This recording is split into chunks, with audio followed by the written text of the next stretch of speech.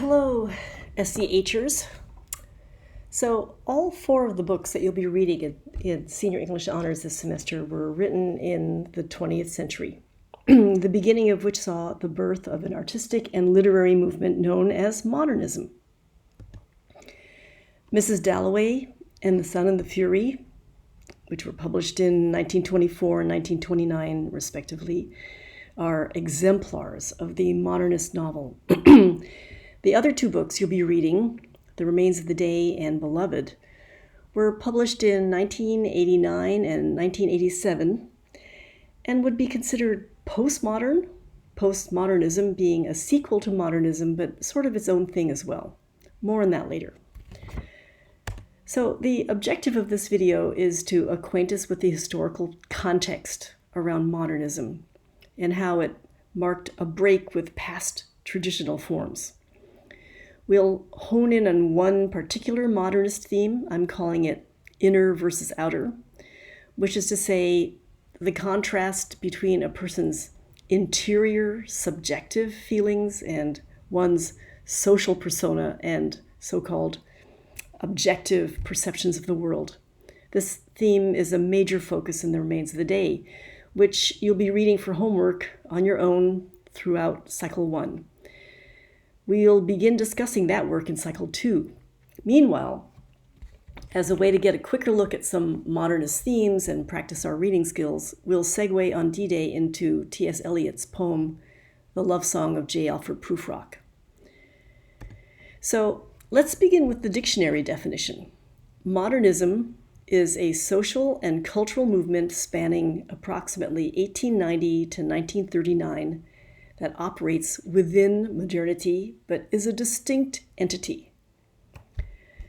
Before we go further, let's clarify the distinction between the words modernity and modernism.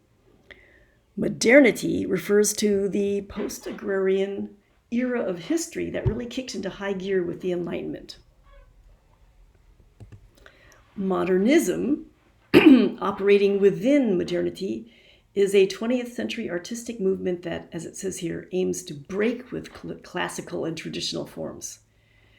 So what do you think we mean by breaks with traditional and classical forms? Let's check out this painting. What do you think we're looking at here? Does this come to mind? Or even this? Titian, by the way, was himself a scandalous iconoclast for the way this Venus looks at us with unabashed boldness. Anyway, Duchamp's nude descending a staircase depicts the classic nude, just as the other two paintings did, but obviously he had no interest in making an objective, naturalistic rendering of the female nude. It's one of the most famous modernist paintings of all time, greatly ridiculed when it was first exhibited in 1912 because, well, viewers could barely make out the titular nude. Duchamp declared, "My aim was a static representation of movement, a static composition of indications of various positions taken by a form in movement, with no attempt to give cinema effects through painting." Cinema effects. Okay, so here's another example moving in the other direction. The Knife Grinder, 1890. Can you imagine what a modernist example of a knife grinder might look like? Well, here he is, Knife Grinder, 1912. So what the heck happened in the span of those 20 years? Well, World War I, for starters, an entire alteration of the geopolitical, economic, and sociological landscape. And an event that saw unprecedented savagery, 40 million military and civilian casualties. That war was a rude awakening for a world that thought it was the epitome of human progress. Another factor was the dehumanization caused by the Industrial Revolution, the assembly line, and our increased reliance on technology. There were unimaginable breakthroughs in science from Einstein, Heisenberg, Niels Bohr, Wittgenstein, and others that pushed us up against the very bounds of our knowledge and certainties about how we thought the universe worked. And finally, there was Freud, peeling back the layer of our shaky rationality to reveal our naked libidos, our anxieties and neuroses and internal conflicts. So all of these historical forces necessitated a new aesthetic, all of which you will see expressed in our Senior English Honors texts. Limited point of view, nonlinear and fragmented narrative, stream of consciousness, surrealistic dream states. You get the picture. These were techniques employed in service of these huge themes, questions of identity, of how we remember the past and experience time, how we navigate our way through our inner and outer worlds and use our imaginations.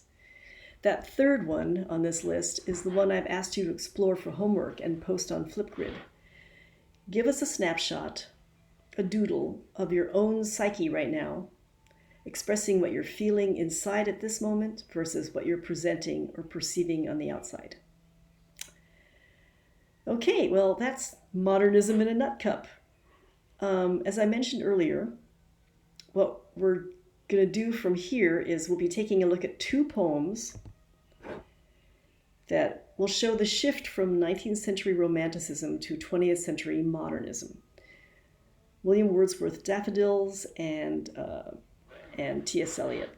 So during our next synchronous meeting on D-Day, after we converse about your own inner versus outer doodles, we'll take a quick look at this poem by Romantic, capital R Romantic, Wordsworth, that demonstrates a classical take on the themes of identity, memory, inner versus outer, and the power of the imagination. And then we'll read the Eliot poem that shows the modernist break with those traditions. Now that you've watched this video to the end, I'm asking that you email me at esther@punahou.edu the single word rutabaga telling me that you have completed this task. Okay, see you guys later. Bye.